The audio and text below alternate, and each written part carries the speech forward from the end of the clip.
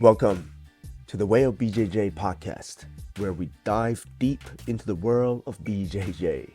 I'm your host, Minju, and we're here to explore the stories, insights, and techniques that make BJJ such an awesome journey.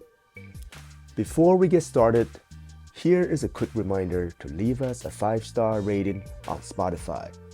Your support means the world to us, and it really helps us to spread the love of Jiu-Jitsu. And don't forget to follow us on Instagram at Way of BJJ for behind-the-scenes content, technique videos, updates, and more. And hey, if you or your business are passionate about supporting the BJJ community, we're on the lookout for sponsors. So send us a message if you want to be part of this exciting journey. Now let's get to the episode. So we're just gonna have to get sure. it, right. This should be okay. Right up there, yeah. And then we have to make like really disgusting gurgling sounds just to turn people off. Yeah, I make the worst tick noises. we just lost 90% of the listenership. We're recording now. Yeah. Are we on? Oh, of course, man. Yeah. Cool. Yeah. So that's actually too far. Too far. This is too far. Okay. Yeah, sorry. right here. I'll do Yeah, my keep best. it about like within 6 inches. Okay. All right. Cool. Yeah. Nice. I'll remind you throughout. So, well, you guys know how this goes by now, right? But I do have to warn John. Okay. He needs to know what he's got himself into, Sure. right? So these Way Of BJJ podcast, it's unfiltered, Okay. right? It's I don't take anything out. It's unedited. Okay. Anything you say is gonna stay in there. Okay. So if you get canceled, it's on you. Sure. Can I ask a question about that real quick? Sure. So, is that, out of curiosity, is that like an aesthetic choice, or is that like a logistic thing, or like a technical sort of limitation? It's because I'm just a lazy fuck. Okay, fair enough. Right, I'm Yeah, I I'm so respect that. lazy. I mean I've done different things in the past, right? Yeah. And I find that whenever you try to be so perfect, when you try to make everything so nice, Yeah. and then you spend so much time like editing, fidgeting with different settings or whatever, and then you don't end up doing it. Yeah. You cannot be consistent, right? I've done that. Yeah. Yeah. it's So sort of- now I find that the reason why I'm on it, by the time yours come out, it's probably gonna be like episode 32 or something like that, right? The only reason why that happened is because I made the choice. Hey, you know what? When I do my podcast, it's just gonna be my fucking phone, Yeah. right? With these fucking mics. Yeah. And then we talk, and I don't do any editing.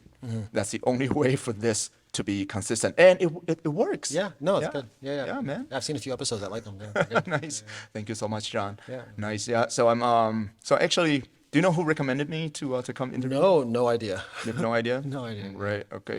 It's actually shit. Who was it? It's Jeremy Brand. Oh shit! Yeah. Yeah. Jeremy, cool. Yeah. Yeah, nice. Yeah, because I was interviewing him like a week back. Yeah. Right. And then yeah, that was it. That was a really good one. So that's coming out pretty soon. So by the time you listen to this, that one would have been out. Go and check it out. Cool. Right.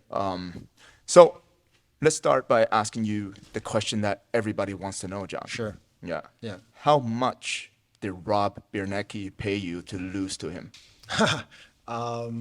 It was just like a reach around. It's pretty much what it cost me, but it's fine. I would have done it for free. Yeah. No. Yeah, we were actually.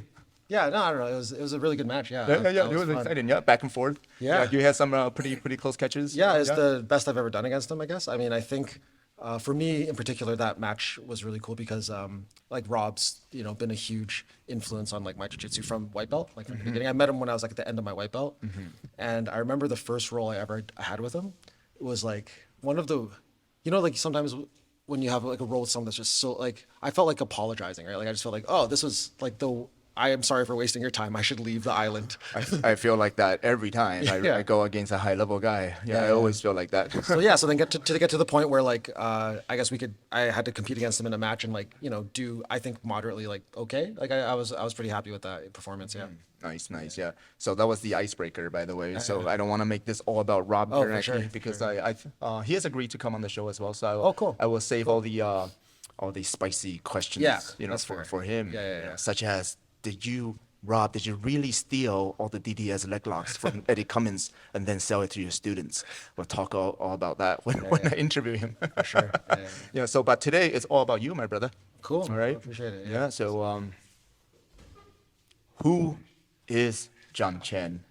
Yeah, I'm surprised. I mean, I guess now I know Jeremy like suggested me because I'm just like I'm surprised that anyone would know like who I am in like the local jiu-jitsu scene or I anything. mean, I know about you, right? Oh, I appreciate that. I Yeah. know of you. Yeah. Yeah, and so that's why I want to hear from you, man. Yeah, Yeah, I tell don't us. know. I mean, I've just been doing started jiu-jitsu in like 2017, I guess, with Philippe Matos at Roll, and then as I got my blue belt, I met Rob, and then that had a huge influence. I trained with him a decent amount. I went to the island a lot, and then I started training with Matt Kwan because like of like the Rob connection, and then I just started cross training there all the time, and then I ended up just being under Matt and then just training with him. And honestly, I think any real like success I have or like local like I don't know if anyone's like knows who I am in jiu-jitsu. It's probably just like from riding Matt's coattails or the fact that like he just promotes me or he puts me on his stuff or just calls me Jon Chan, which is cool. I love it, right? But then yeah, I don't know. I'm just like someone who really likes jiu-jitsu. I don't know if I'm like all that great at it, but I feel like I found maybe like my space in like technical explanation. It seems to be like my brand, and yeah, and I'm just happy. Like I have a lot of like I think high level guys that want to come train with me, and so I started my gym not long ago because it was either that or like do something a bit more adult and not train as much, right? So like I think a lot of people is like my workaround for not being able to like my workaround for like being able to train a lot more with my time is just like start a gym. So that's sort of where I am now. Yeah. Yeah, that's a very smart thing to do, right? Yeah. So 2017, that was yeah. So it's only 6 years ago then. Eh? Yeah, it wasn't that long, but I mean, to be fair, sorry, what's up? Okay, sorry guys. All right, so We got guys training right now, Yeah, but yeah. they're listening to our conversation. Yeah. So So yeah, I started in 2017 with like jujitsu, but I mean I did a little bit of martial arts before that. I started with, like most people I started with kickboxing, right? And then I was at a place that had like MMA. I think before MMA was like a really household like known term or whatever. It was like pancration. And so I just cage fighting, dude. yeah, yeah. And then I started training with those guys before kickboxing practice and ended up liking grappling more. So I did like I wasn't like completely unfamiliar with like grappling, but I without being too disparaging of like past like schools or whatever, like it was just the level wasn't particularly like it wasn't a jiu-jitsu school, right? So they weren't doing it as often. I was doing it like a couple times a week and thought like yeah that's enough. And then I started I did jiu-jitsu with Philippe and I just got like destroyed and I was like oh this is crazy. So I just started doing that with him in 2017. Yeah. All right, good. So that makes sense. So your entire martial art experience is a lot longer. Yeah. Than 6 years. Yeah. But focusing just on grappling, Yeah. switching to a grappler, Yeah. that's 2017, That's yeah. 2017. Yeah, pretty much, yeah. Then what were you doing before you did martial art then? Yeah. You're not going to school? Were you- Yeah, I mean, I've gone to school for a lot of this different things. It's weird. It's like, Yeah, because I came across a weird little YouTube channel. oh, you found, Yeah, you by, found, yeah, on accident. Yeah. It's called what? The Smaller Office. oh yeah, I guess that's still up. Yeah, the Smaller Office Company or whatever, yeah. right? I used Then to I was do- like, wait, who is that? That's Jon Chan. Yeah, there's a lot of like random hell? jiu-jitsu content. Yeah, on here. yeah, and that really good cinematography. Really, Oh, but thank you. the audio was shit though. Oh, Yeah. fair enough. Yeah, I'm not an audio guy at all. But yeah, no, my background, I guess one of the things I had done right before or kind of overlapping with my entry into jiu-jitsu was like film. So I just went to school for a lot of things. I was like a terrible student. It was like kind of a polar opposite. So like with my personality, I find I'm quite kind of extreme. Like if I'm into something, I'm just like all in. I just like really focused. But then everything else, like I'm pretty like aloof and like I don't have a lot of discipline. So I was just jumping around in school, right? And then I ended up doing film, which I really liked. But then it was sort of like between film and like training. I was doing those like kind of simultaneously, and I just felt like I was enjoying training more. And the film industry, I wasn't like too fond of working in. Like I love making film, but like working in film locally here, it wasn't like for my lifestyle. And I just wanted to train every day. So yeah, I ended up just kind of exiting film and training more. I see. And based on what I saw on that YouTube channel, you were at one point thinking about combining the two, right? Was that Yeah, that yeah. the impetus to starting that channel? Yeah, basically, yeah. So I had this, yeah, when I just started jiu-jitsu, I was like in film. So I thought, oh, this is like a cool way to do both. I can like make content, right? And at the same time train. But kind of similar to like what we talked about. I don't know if it was while we're recording or not, but we talked about like kind of this whole, the perfect being like the enemy of the good, right? Like the level of production value that like I would want if I'm creating content is like I think so labor intensive that it's just so much work to create these videos and edit and do all this stuff for. I mean, ultimately, I mean, I enjoy doing them, but ultimately, like if they're for like I don't know the return on them or what I'm trying to do with them, it generally wasn't. Yeah, it was just too much work for what it was worth. I felt, and so I still make videos for fun, but yeah, I just stopped making like content because it's just too much work and I'm lazy. Gotcha. Yeah, but that's kind of ironic too, though, right? Because with the new gym, Nimbus, Yeah. it's called Nimbus. It's here in Vancouver on Fraser Street. Thank you. So definitely come and check it out. So I came in for the 8 a.m. Saturday training session. It's a bit early. Yeah. When John told me, hey, come at 8 a.m. I'm like, you mean p.m., right? Yeah. But no, it's 8 a.m. Came in and trained, and then lo and behold, impromptu tournament. Hey, we should do a tournament. Let's go. Yeah. I mean, it wasn't planned, but we had enough time, and then one of the guys wanted to do a tournament. So I let's do know. it. I was like, It's fun. okay, well, Yeah. why not? So I jumped Yeah. in and got my old ass beat, But that's the way it is. Comes to the territory. Yeah. All the young guys are savages right now. Yeah, I get beat up every. One thing I'm really happy about my gym is like I don't know how, but luckily early on I established the sort of culture of it is like how do I say this? Like there's no need for me to be the best person in the room for this to work, That because is so smart. Otherwise, it wouldn't You've- work. You've taken all the pressure off yourself. Exactly. Yeah, it's totally okay for me to get tapped all the time, but these guys are just like animals, right? So I don't know how it works, but I'm glad that it doesn't require me to be like better than everyone because I'm not. And Yeah, it just requires you to be the leader. That's all. yeah. Yeah. So where was I going with that? That's the problem with these podcasts. Yeah, It's sorry, I like, derailed you. yeah, I know. God damn, John. So I was saying, ironically, right now Yeah. with the new business and everything, you should be doing more content now to promote your gym, right? So, Yeah. So are you thinking about like making a comeback? Marrying the two together A again? little bit, yeah. I do always like it's always in the back of my mind. Like I still have my gear. I still have like the ability to make videos. So I'm always thinking of like different projects I could do, like videos I could make and stuff. But yeah, I don't know. I mean, I should. Like, I'm just a terrible marketer, right? Like, I don't know. I'm one of those, like, I just want to do jiu-jitsu. I'm trying to, like, create an environment where I can just train all the time. I, like, don't really advertise. Well, I should probably advertise more because I need this place to sort of work. But yeah, I definitely, I mean, the idea is to create more videos and to like, create more content for sure. What, to what degree, like however long it takes me to get to that, like I always find that there's always like another thing to do first, like there's just class planning and trying to like get the training better, get my, get the guys, like help the guys prepare for tournaments and my own training and stuff like that. And I always find that like the content creation kind of like just gets pushed to the wayside. But hopefully I'll come back and make some cool content in the future. Yeah. Very cool. Yeah. So this is actually this is going to be a good conversation, John. I hope so. So no, it's going to be good because initially, right, I wasn't actually 100% sure what to talk to you about, right? Right. Yeah, because I'm like, hey, because usually when I interview, I mean, I don't want to call these interviews, right? It's just really a conversation, right? When I'm having these conversations, right, I usually know a little bit about the other person, right? Yeah. Like with Jeremy Brand, I know to ask him about his MMA Saka, right? Yeah, That yeah, type yeah. of thing, right? With Kabir, he's got a successful school with like kids program and everything, right? And with you, I wasn't completely sure. I was like, okay, you know what? Let's just play it by ear. Oh, fair But enough. now, Yeah. I know what to talk about. Okay, Right? Because I just talked to Kabir. Okay. All right. So he's at a different stage of his business and academy trajectory as you are, right? He's kind of at the high right now, sure, right? yeah. And you, on the contrary, is just starting out, right? Yeah. So the first question is this your full-time gig right now? Full time. Yeah, I mean, I guess so. Yeah, I have like a sort of seasonal like part-time job elsewhere, but I'm basically out the door there. And more and more I'm just doing this.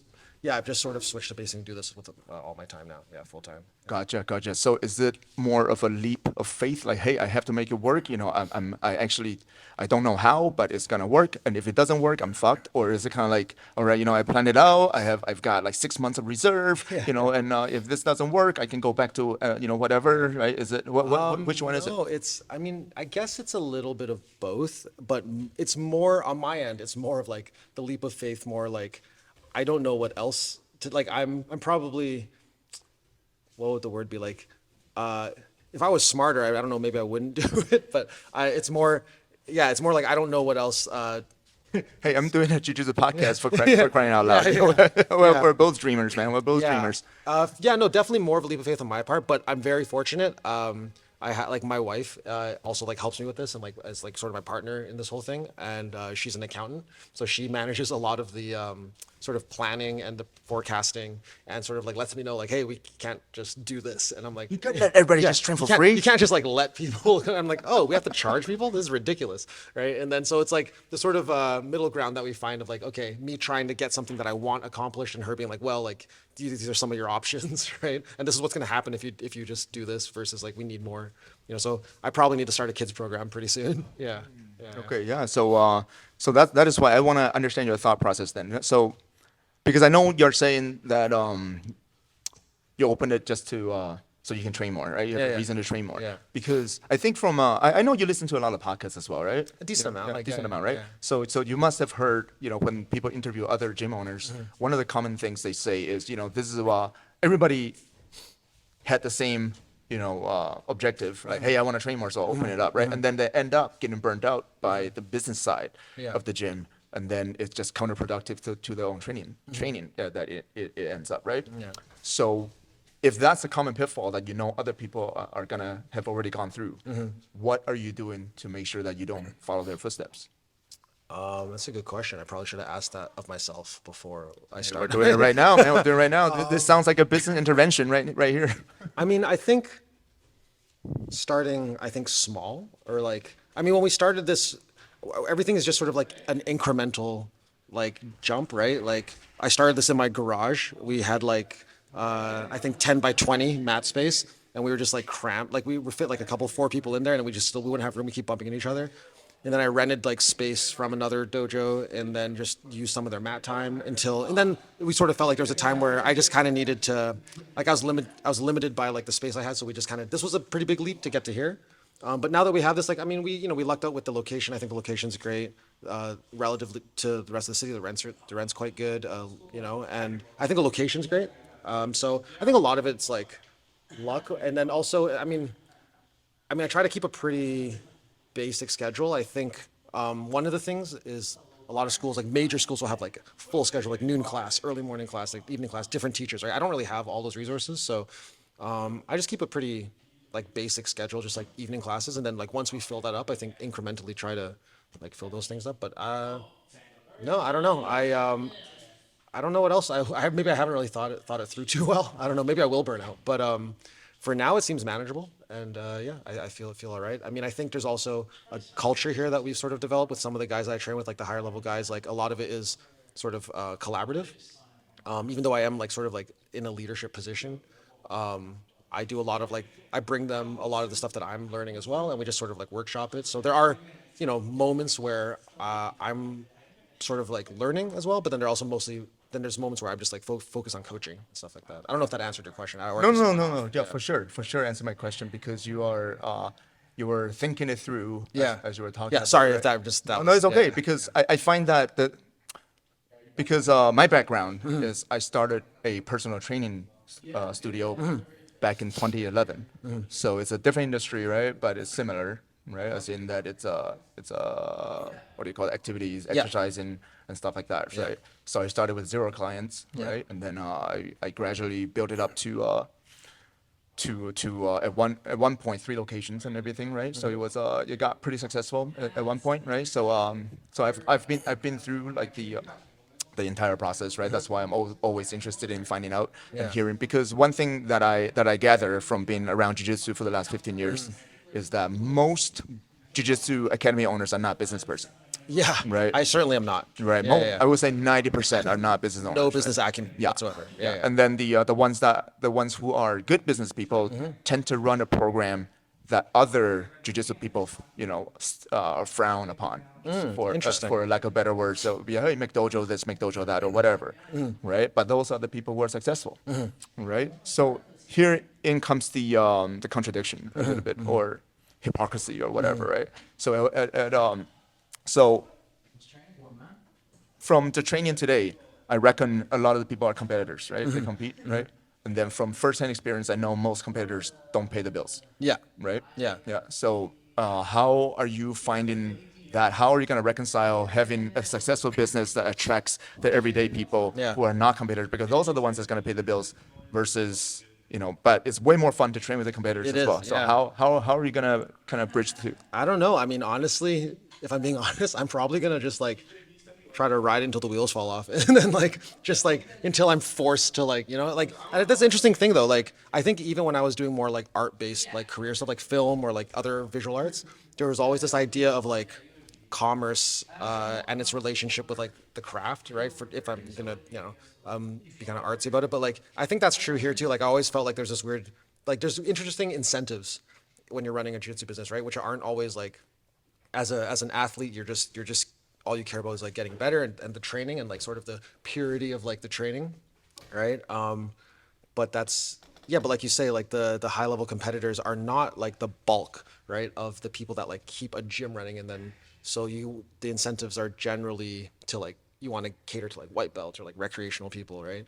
And that's sort of I don't know, that's like a I don't know if it's a conflict, but like that's definitely a tension that I've always been aware of and just kind of I don't really know how I'm navigating it. I mean, excuse me. What's interesting is I guess I don't know if you want to call it a brand, like I feel like when I started teaching, anyone who even knew who I was, like I was known for like I guess particular things that would be more like most of the people that train with me in the beginning already train somewhere else, right? Like they already have full membership somewhere else. So I don't really get members at first. I just get people who want to supplement their training or just maybe a private here or there or just get some like a couple like leg rounds like with me here and there, right? And then everyone else is just sort of like my teammates from On Guard who will like come drop in with me once in a while, right? So on one hand, yeah, a lot of the training's really good. A lot of the people are really talented, but yeah, I do recognize I do need to start focusing more on like building a base, like my own sort of student base and like white belts and stuff like that. Yeah, for sure. Because any business is gonna heavily depend on recurring revenues that they can predict Yeah. every month.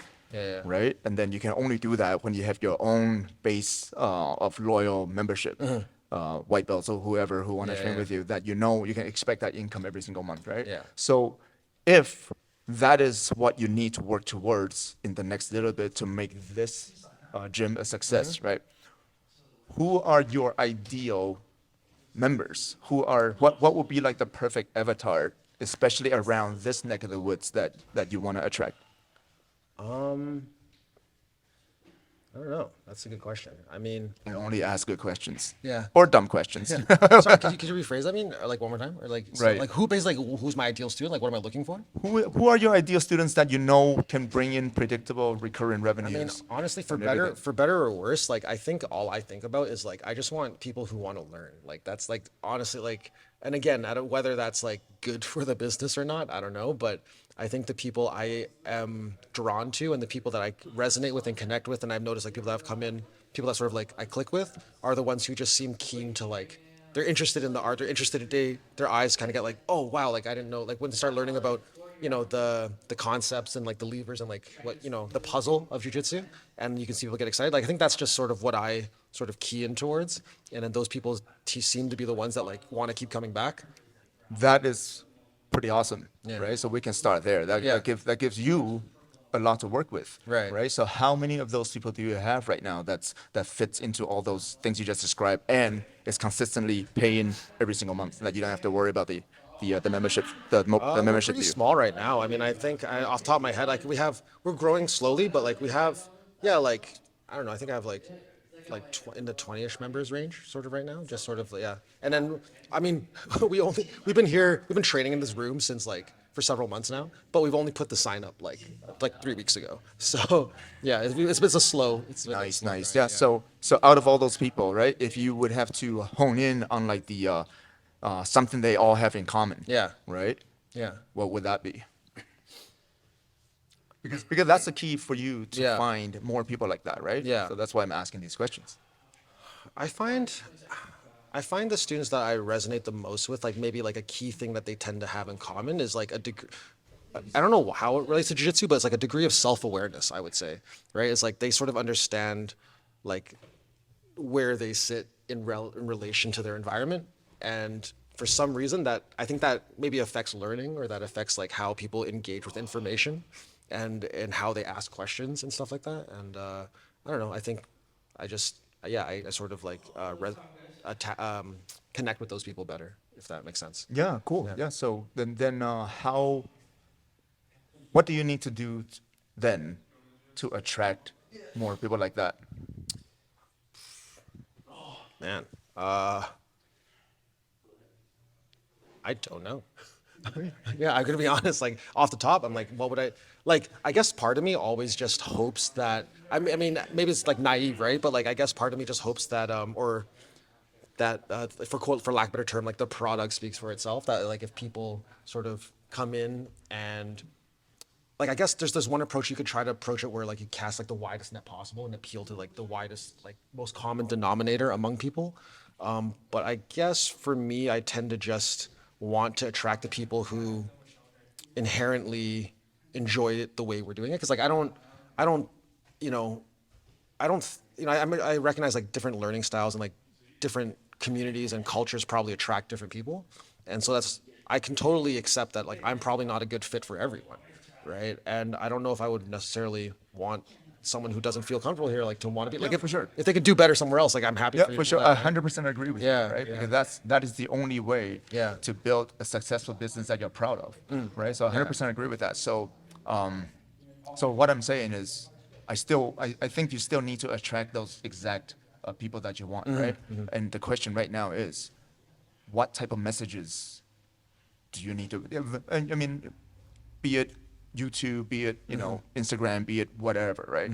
Or be it just going out there and talking to people or whatever, Yeah. right? What would be the key messages that you would need to convey in order to actually attract those people, right? Because if you just put out generic stuff like, "Hey, come train with me," then people don't really know Right. who you are, right? They're just gonna shop around, right? But Yeah. as opposed to you're like, "Hey, this is me."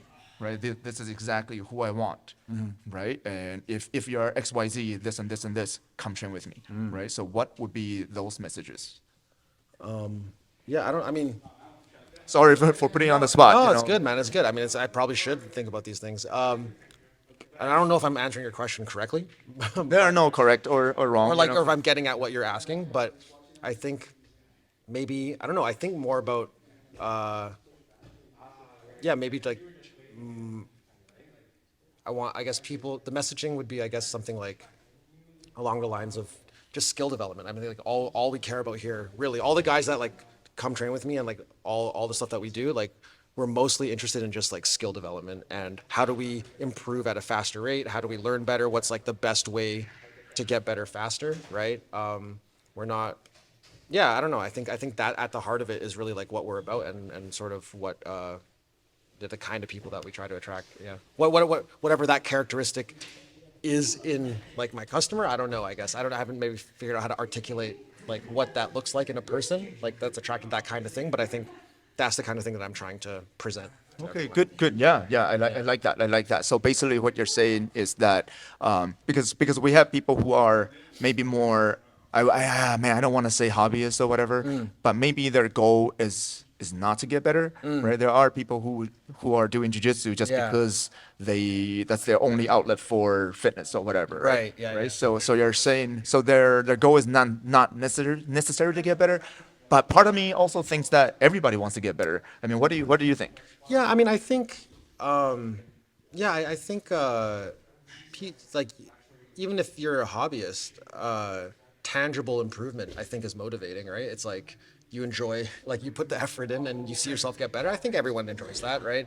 If you've stuck around in jiu-jitsu long enough to like endure getting smashed like enough and you feel like you're getting better, I think most people would be into that. And I think that's sort of one of the qualities that attract me to jiu-jitsu so much in the beginning, and like why to some of us it's so addictive, I guess, for me at least, is the idea that it's like something that's so how would you say, like the results are so tangible, right? Like, and there is constant improvement. There's almost this like direct one-to-one relationship between like effort and result. Like if I work hard, I will get better. The degree to which you get, how much you get better, whatever, right? But like you can see improvement the more you train, and you can directly see the relationship between like training, the difference between training like 4 times a week versus like twice a week, right? And like that's very apparent. Where I think in a lot of other skills, a lot of other disciplines, like that's not as obvious. So I think that's one of the things for me that attract me to jiu-jitsu so much is like it's it just showed me like, oh, okay, the more work I put in, the better I get, right? And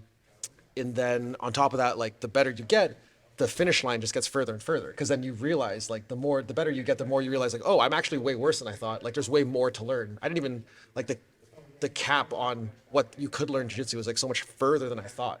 So it's like this never ending sort of carrot on a stick. Like but you still get like positive reinforcement. You do get better. You get motivation, but you keep getting your goal pushed further and further. So I don't know. It's like this conveyor belt that I love. For sure, constant self-improvement. Sure. Yeah. Then the question is, then what is the goal? Then what is the true goal? Because as you said, it just keeps getting pushed further and further. Yeah. So what is that then? For me, I guess it's just like to see how far down the road I can get, like, because I don't presume to be able to in my lifetime, like, max. Like, the sky's like the limit, right? Like, I don't think it's crazy that like there's like, I can make a white belt, like a day one white belt, feel like they're drowning, right? And then Matt Kwan could do that to me. And then like someone in the world can do that to him. And then someone can do that to him, right? Like, it's crazy that it just kind of, it leads all the way up to, I guess the peak would be Gordon Ryan or something. I don't know, but Arguably. yeah, arguably at this point, right? But yeah, it's crazy. And then I guess for me, the goal, I'm happy to just explore how far I can get, Yeah. Nice. Yeah. So because it does sound like one of the main themes of your brand and your philosophy is how to get better at the most efficient way possible, right? Is that correct? I think that's fair to say. No, I think that's fair to say. Yeah, for sure. Yeah. So what is your coaching approach then? What do you feel like is the best way to make that happen? Well, I like by no means do I think I have it like solved. Like, I don't really know. I'm just like, a slave to the truth of like what I think is currently the best thing to do, right? I know a lot of people are playing around with like different methodologies right now and training. Like a lot of like the eco stuff is like very popular. I'd say in the last like year or so, my style of coaching has definitely been heavily influenced by this stuff. Whether or not I fully even understand, the ecological approach to skill development, I don't know. But like we definitely do a lot more like live rounds, a lot of resistance, a lot of like constraint based stuff, and just trying to focus on like small goals and external task focus and stuff like that. But I would say like live resistance is one of the main things for me. I think one of the problems I actually tried to solve for like in the last year or so was like up until like I started really teaching, or even up until more recently, one of the big problems I found in competition I had was like I felt like I knew more jiu-jitsu than a lot of people who like beat me, right? So like I'm just like I watch all these instructionals, I know so much, I have pretty good memory, I know like what I should do here according to Danaher and Gordon and all these people. I know that Craig says this about this position, Gordon says this, Danaher says that, yet in competition, I'm just like shitting the bed, or like I'm just getting like overwhelmed by like these athletic dudes that like I almost am certain have not spent nearly as much time like watching this stuff. So it's like, why am I just getting beat by people who I should know more than, right? And then so I think that's what this whole like doing a lot more live resistance stuff, like the difference between, I guess, my understanding of like knowledge of versus knowledge about, I think is some of the things that they talk about, and having like the difference between just like theoretically knowing how something should work versus like being able to perform it and do it, are like two completely different like sets of skills or like knowledge, types of knowledge, right? And so now I think everything that we do here, I try to focus it on getting people better at performing things. And I think psychologically people are biased towards feeling like they know it if they can explain it, but that doesn't necessarily mean that they can perform the physical task. Does that make any sense? Oh yeah, for sure. Yeah. So basically the cognitive dissonance that you experienced between what you feel like you should, you with the knowledge base that you have versus your actual performance caused you to reevaluate, everything that you thought was the correct way to learn, right? So, and I think that's why it's like a heavy influence on like the way we do things here, right? And trying to, now I just try to get people to just perform like high amount of reps at solving the same problem in different ways. Yeah. Right, yeah, for sure. Because because it does sound like, even if you have all those knowledge, knowing, understanding when A happens, you need to do B or whatever, right? But we all know in jiu-jitsu, if you have to think, you're late. Yeah, right? exactly. So I think that's the main issue, right? You have to do the live rounds so much that you don't have to think about anything. Everything just happens, right? Yeah. So which means, why do you feel like Matt Kwan, since you're under Matt Kwan, right? Yeah. Why did he? Great coach, terrible person. Yeah, fuck my corner. It's the worst. You're gonna do a podcast with him? Yes, soon. Okay, cool. Soon. We'll have I'm to sure see. it won't be It's gonna be fun. Yeah. It's gonna be fun, you know. But what I was gonna say is, why do you think he abandoned the eco approach then? Why did Matt abandon the eco approach? It's an interesting question. I mean, I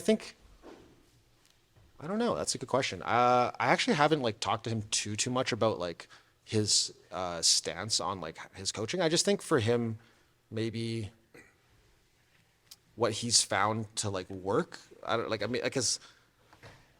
know. I know a lot of people like who are skeptical to like the eco approach tend to like think of like why not mix, you know, like IP and then whereas like people in the eco camp would sort of say like that's like sort of a mix it. yeah, it's like it's a non sequitur, like it's a misunderstanding of the term, you know. So I don't know, like but I don't know. I think it just takes time. I think it takes time to be sold on it. I think.